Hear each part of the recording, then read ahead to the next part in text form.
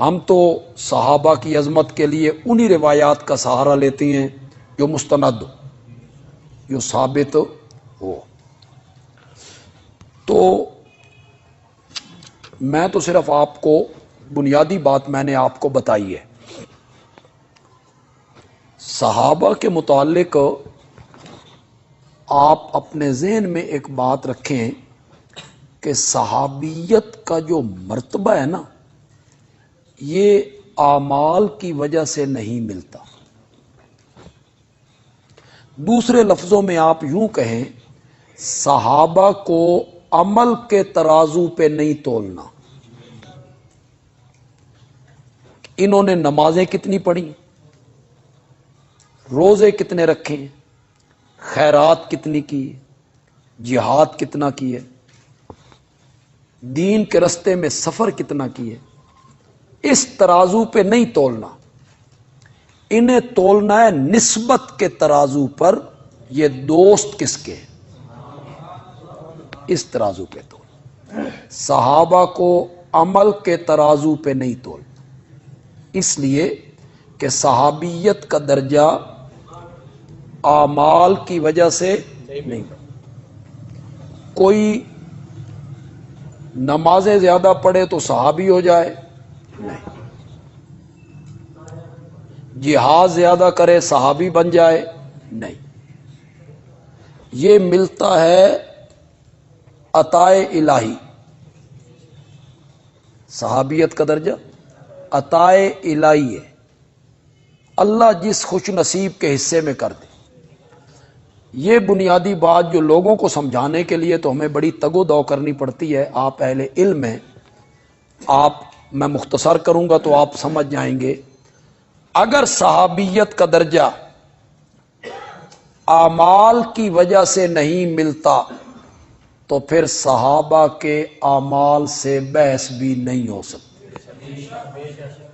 بحث آپ تب کریں جب یہ درجہ اعمال کی وجہ سے ملا ہو. آپ کہیں بے پہلے عمل اچھے تھے پھر ان کے عمل غلط ہو گئے، پھر تو آپ کریں بات. جب یہ درجہ اعمال کی وجہ سے ملا ہی نہیں، یہ عطا الہی ہے، تو پھر صحابہ کے اعمال سے بحث نہیں ہو سکتی، ان پر تنقید بھی نہیں ہو سکتی. مجھ پر ہو سکتی، میرے استاد پہ ہو سکتی، میرے مرشد پہ ہو سکتی، مفسر، محدث، فقیہ، مفتی، پیر، ولی، سب پہ تنقید ہو سکتی. کیوں؟ ان کو جو درجے ملے ہیں نا وہ محنت کی وجہ سے بھی. محنت کی عالم بن گئے، محنت کی حافظ بن گئے، محنت کی قاری بن گئے، محنت کی مفتی بن گئے، محنت کی مفسر بن گئے، محنت کی محدث بن گئے. تو جو درجے محنت کی وجہ سے ملے ہیں ان پہ تنقید بھی ہو سکتی. صحابیت کا درجہ محنت سے، اعمال سے نہیں ملا. صحابیت کا درجہ عطا الہی ہے، لہذا ان کے عملوں سے بحث نہیں ہو سکتی. انہیں عمل کے ترازو پہ نہیں تولنا، نسبت کے ترازو پہ تولنا. کیوں جی؟ نبی اکرم صلی اللہ علیہ وسلم کو ہم عمل کے ترازو پہ تولیں گے، نسبت کے ترازو پہ تولیں گے. نبی کس کا ہے؟ ورنہ میرے آقا نے یہ 5 وقت کی جو نماز ہے فرضی، میرے آقا نے یہ نماز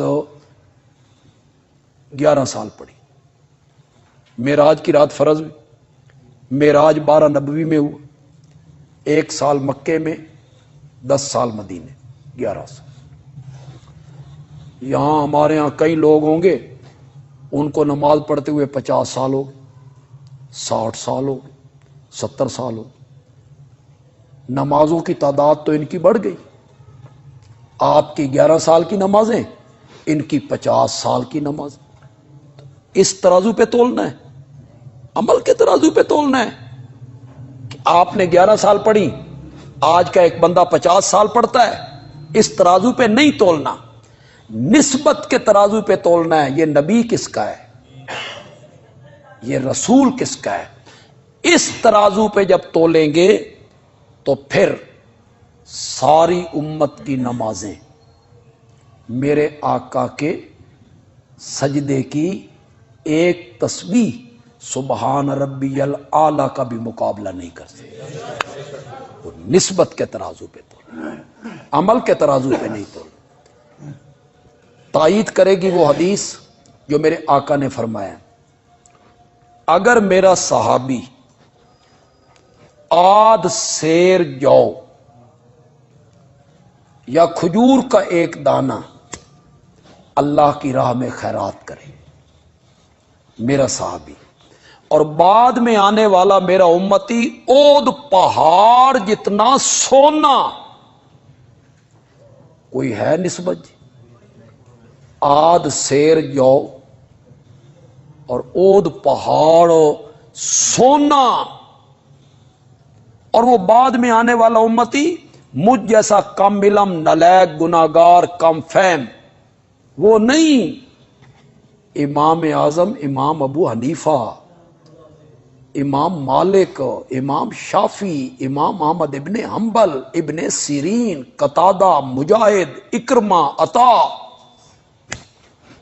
امام ابو یوسف، امام محمد، شیخ عبد القادر جیلانی، با یزید بستامی، معین الدین چشتی، یہ اولیاء اللہ، بزرگان دین، یہ خرچ کریں، یہ اود پہاڑ جتنا سونا، فرمایا اود پہاڑ جتنا سونا خرچ کرنا میرے صحابی کی آدھ سیر جو کا مقابلہ نہیں کر.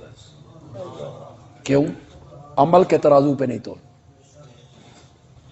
نسبت کے ترازو پہ تولنا ہے. یار کس کی؟ تنقید ان پہ نہیں ہو سکتی.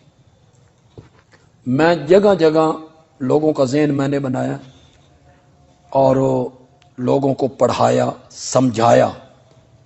تقریباً ہر تقریر میں نے اس جملے کو دہرایا کہ صحابہ تاریخی شخصیات نہیں، کتابی شخصیات نہیں، صحابہ قرآنی شخصیات. یہ پڑھائیے گا لوگوں کو.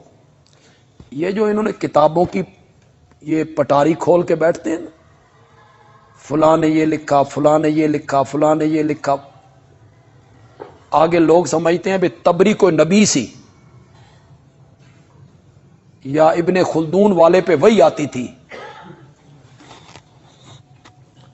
تو وہ لوگ کہتے ہیں بھئی تبری کو بڑی شے ہے.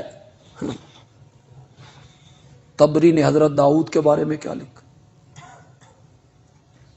مان جاؤں تبری جو سناتے رہتے ہو حضرت معاویہ کے مقابلے میں مخالفت میں، تو تبری کی وہ بات بھی سناؤ نا جو انہوں نے حضرت داؤد کے بارے میں لکھی ہے. سناتے کیوں نہیں ہو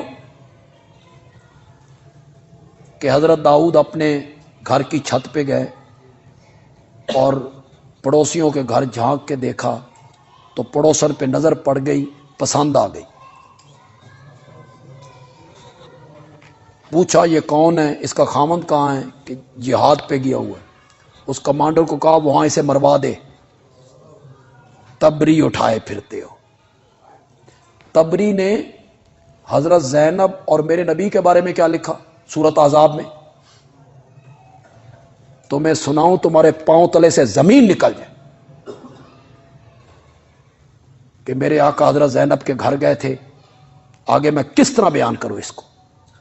تبری لکھتا ہے. حضرت یوسف اور زلیخا کے بارے میں کیا لکھتا ہے؟ تو جو تبری لکھ دے، جو تاریخ لکھ دے، ہم آنکھیں بند کریں، نبوت کی عصمت پہ ہاتھ صاف کر دیں. کیوں نہیں مانتے ہم تبری کی ایسی بات کو؟ نہیں مانتے. ہم انبیاء کی عصمت کو مانتے ہیں، ان کی عزت کو مانتے ہیں، ان کی حرمت کو مانتے ہیں. اس تاریخ کو ہم نہیں مانتے جو معاویہ کی کردار کشی کرے. ہم نہیں مانتے. جڑا فتویٰ لانا جے لا لو. پاکستان کے جتنے مفکر ہیں اور جتنے شیخ الاسلام ہیں، جن کو حضرت نیلوی رحمت اللہ علیہ فرمایا کرتے تھے چھک کھل اسلام، یہ شیخ الاسلام کون ہے؟ چھیک کھل اسلام۔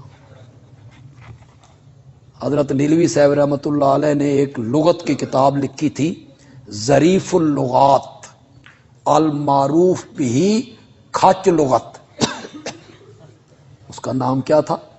کھچ لغت، چھپی نہیں وہ، اب ان کے بیٹوں کے پاس ہو، وہ بڑی زبردست ہے، ظریف اللغات المعروف بھی کھچ لغت۔